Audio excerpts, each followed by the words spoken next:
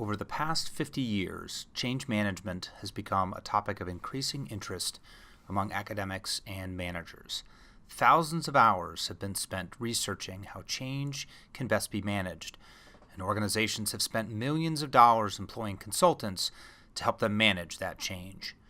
My name is Ken Brown from the Tippie College of Business, University of Iowa, and I'm speaking on behalf of my colleagues, Stephen Cummings and Todd Bridgman, both from Victoria University of Wellington. You are listening to a vodcast introduction to our article, Unfreezing Change as 3 Steps. Our article argues that a foundation upon which much of change management activity is based, Kurt Lewin's classic 3-step change framework, is not at all what we believe it to be.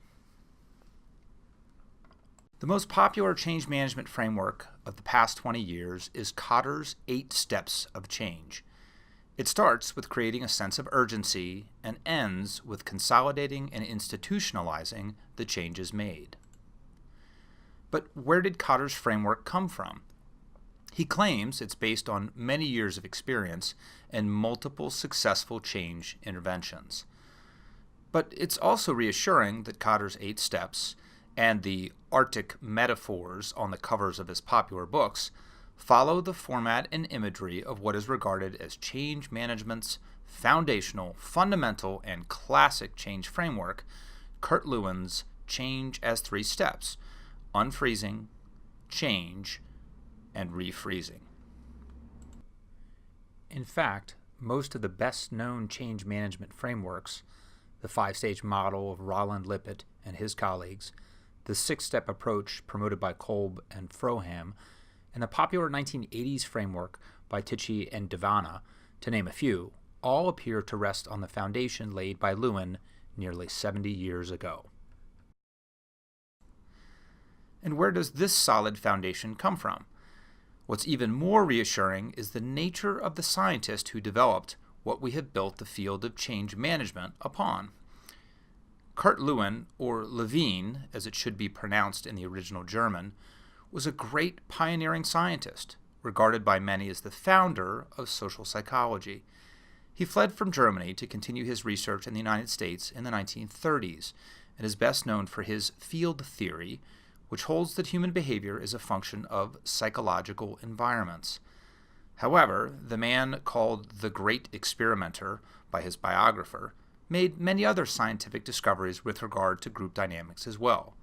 Tragically and unexpectedly, he died young of a heart attack in 1947. When citing Lewin's work to back up claims about his foundational theory, scholars almost always cite this book, Field Theory in Social Science, published in 1951. 2 things are interesting about this. First, remember, Lewin died 4 years earlier in 1947. And second, people almost never provide a page reference to indicate where Lewin promotes change as 3 steps. The reason that the citation that most use to justify the framework was published 4 years after that founder's death is that it is an edited book of Lewin's work. Field Theory is in fact the 2nd volume of this project. The reason that very few people provide a page reference, as would normally be the case in academic writing, may be that Lewin's supposed claims in this regard are devilishly difficult to find in the book. Any mention of unfreeze, change, refreeze is not much easier to find in the actual source included in the 1951 book, that is, a 1947 article in the first ever issue of the journal Human Relations, an article sent to the journal just a few weeks before Lewin died. It's not easy to find, but the fragment that others would transform into a model of change interventions is buried here in the 24th of 25 subsections of a 40-page article, and on page 231 of the 1951 book, in case you were wondering. Lewin writes here that change is 3 steps: unfreezing, moving, freezing. Lewin never used the word change or changing in this context, and he never, ever wrote the word refreezing, is a way that planned social change may be thought of. Unlike the many other points made in the 1947 article and the 1951 collection, no empirical evidence is given for this notion, and Lewin did not illustrate it with a diagram, certainly not a diagram like that which is presented as his classic framework in many textbooks today. This framework is also not related to any one particular experiment, and Lewin does not suggest that it should be used as an intervention tool. In our article, we outline how this fragment was taken up by later authors after Lewin's death, made into the classic framework, and then attributed back to Lewin. So, are we advocating that we should scrap these foundations of change management altogether? Not necessarily, but we should be cautious of giving too much weight to them and treating them as proven. And most importantly, by realizing that Lewin did not advocate Unfreeze-Change-Refreeze as a foundational change intervention model, we can return to what Lewin actually did advocate to learn some valuable lessons about change management.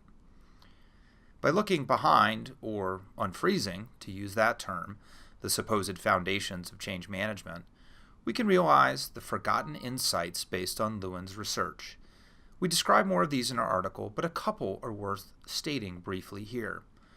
First, one large study of organizational change that Lewin was involved in incorporated a number of experiments. One showed that perhaps the best thing to do at the start of a change process was to communicate with the people who would be affected before any preconceptions were formed or plans laid out. The second is that the key unit of analysis to better understand change was not individuals or organizations as a whole, but groups. We need to understand how people behave differently in different groups. This is very much in keeping with Lewin's key contributions in regard to promoting the importance of group dynamics as a new field of inquiry, something that we have perhaps not taken as seriously as we might if we didn't teach students that Lewin's key contributions was a rather trite-sounding 1, 2, 3 model. Thanks for listening. We hope you found this podcast interesting. If you want to find out more, click the link in the description below to access the article.